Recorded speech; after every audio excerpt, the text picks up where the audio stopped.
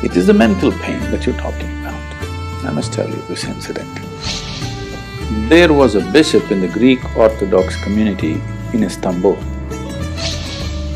He came to southern India and he wants to meet a genuine yogi. If you stand, it hurts. If you lie down, it hurts. Namaskaram, Sadhguru. They say pain is an inevitable part of life. Is that so? This happened in 1924.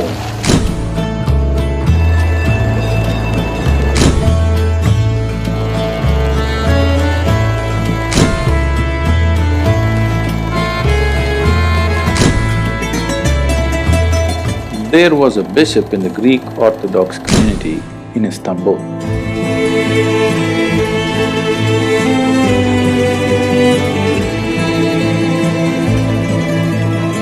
Being on the Silk Route from India, many mystical stories of yogis and mystics and miraculous things have been wafting across the Bosphorus for centuries. So always this bishop has been wanting to go to India and meet a mystic or a yogi. Well, it never happened because being a man of cloth, he could not decide where he goes. But after semi-retired, he got an opportunity to go to southern India. Patiently waiting each day that goes by, staring out windows at stars in the sky, imagining one day I'll be one of them, but patiently waiting till then. He came to southern India and he wants to meet a genuine yogi. So somebody directed him, if you go up the mountain like this, in front of this cave there is a yogi. He will be there, you can meet him, he's the right man for you to meet.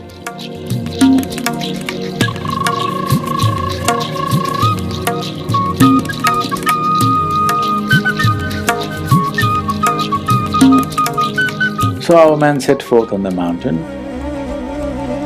Mountains are not kind to people, you know unless you keep yourself well, they're not kind to you at all.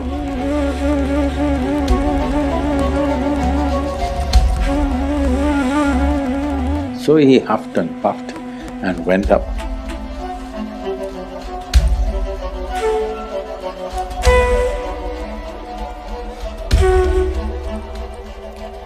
And he saw the yogi sitting there, totally blissed out, eyes closed. People had told him, if you see an Indian yogi, you have to prostrate, but his physical form wouldn't allow that. With great difficulty he went down, and in great commotion he was getting up. Hearing all this commotion, the yogi opened his eyes and smiled. So the bishop asked, "Can I ask you a question?" The yogi said, "By all means." So he asked, "What is life?" The yogi went into raptures and said, "Life is like the fragrance of jasmine upon the spring breeze." The man blinked, said, "What? Life, fragrance of jasmine upon gentle spring breeze? But my teacher told me, life is like a thorn. Once it gets into you, if you sit, it hurts. If you stand, it hurts. If you lie down, it hurts. And you are saying life is like the fragrance of a jasmine upon gentle spring breeze. How is this?" he asked. The yogi smiled and said, "Well, that's his life."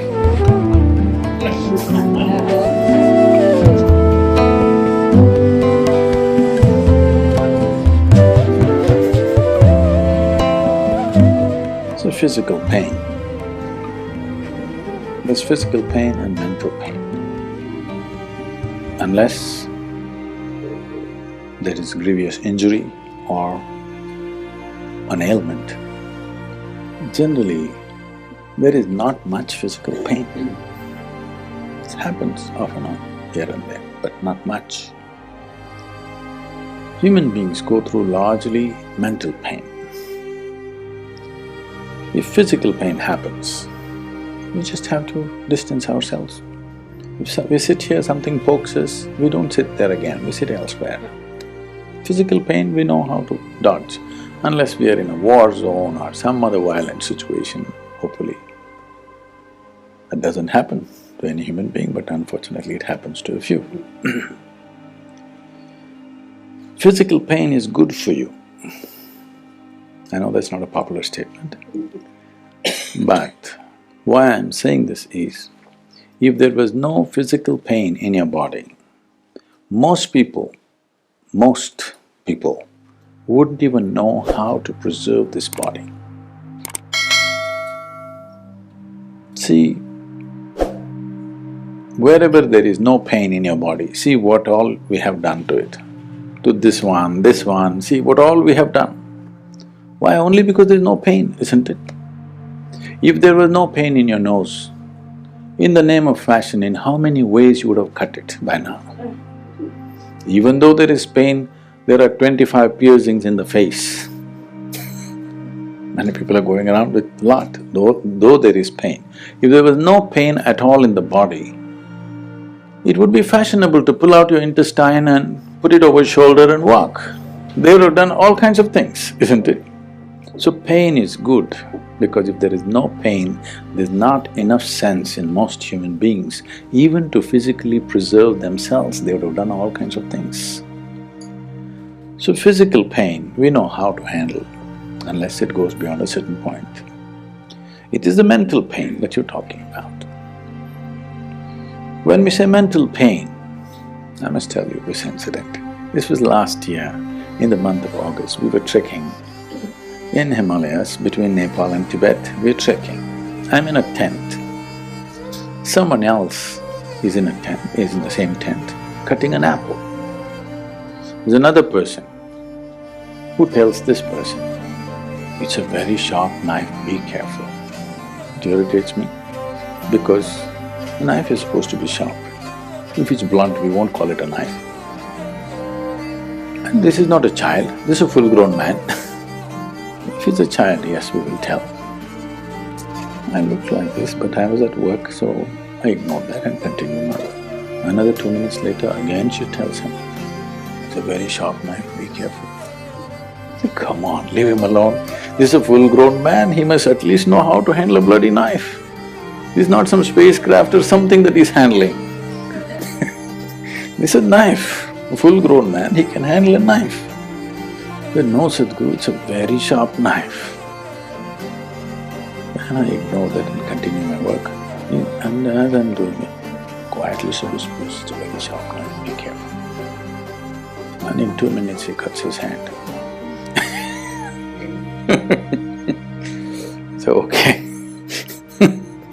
It looks like she knows she's going to cut his hand. I left it there. Why I'm telling you this is all that's happened. If we were like any other creature, without the intellect that you carry right now, the nature of the intellect is it must be sharp. If it's not sharp, it's no good. Yes or no? Right now the problem is, you have a sharp knife in your hand, but you don't have a steady hand. You all the time poking yourself. If you had the mind of a wild boar, I don't think you would be so hurt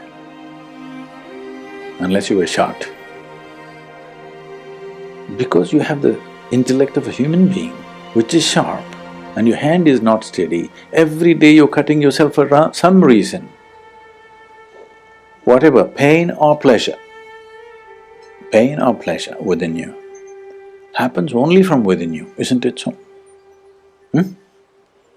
At least what happens from within you must happen the way you want it, isn't it? No? What happens in the world, see, we cannot control it. What happens within you must happen the way you want it, isn't it? If your mind took instructions from you, would you cause pain or joy for yourself? What would you cause? Please make a choice. God bless you. Joy, of course. So, the problem is not about pain, the problem is you have a complex computer, all right? But you have not read the user's manual. That's the whole problem. If your mind took instructions from you, for sure you would keep yourself in the highest level of pleasantness, yes? What is your choice for yourself? Highest level of pleasantness, at least for yourself. What you want for your neighbor may be debatable, but what you want for yourself is very clear, isn't it? It's not happening not because of something gone wrong in your life. It's just that your mind does not take instructions from you. It's as simple as that.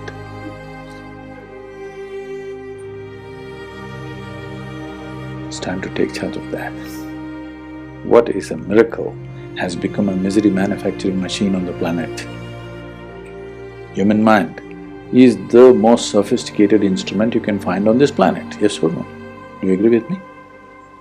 But it's turned into a misery manufacturing machine. All human misery is manufactured here, isn't it? So don't romanticize pain. That means you're not interested in human well-being. There's a lot of romanticizing of pain all the time in the world. The moment you romanticize pain, it means you are not interested in human well-being. You're playing with it. There is music around human pain, there is movie around human pain, there's drama around human pain. There's a lot of romanticizing of this. Because whatever is the condition of the people, in some way they have to eulogize that. If you are by choice painful, if that's your choice, I have no issue. You want to be blissful but you're painful, this means you have a mind which doesn't take instructions from you, it's out of control. This out of control nature, if you romanticize… See, right now, there are a lot of things, freaky things that people do. They're romanticizing those things, they're compulsions. Somebody's getting drunk, somebody's getting drugged out, somebody is doing something else. These are not done as a conscious choice, these are compulsions within a human being. If these compulsions, if you romanticize, you will never seek well-being, neither for yourself nor for others.